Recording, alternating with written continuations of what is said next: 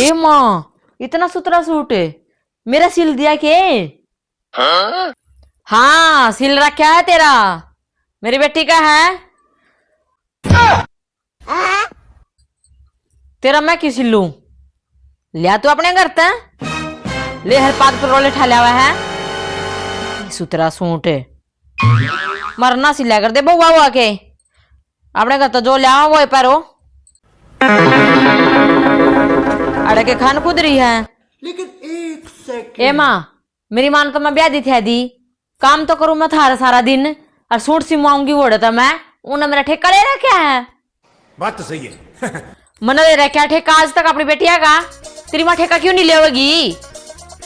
ए माँ, मार तो गरीब सा ब्योत है और जिसा उनका ब्योत है ईसा वे दे हैं, अच्छे दो चाहे बूढ़े दो, मेरे सूटा खातरी कर्जा ठावेंगे।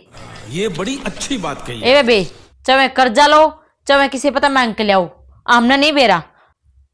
मैं नहीं तेरा सूट कत्ती भी सिलू और ब्योत हो है ना तो अगले साल देखूंगी।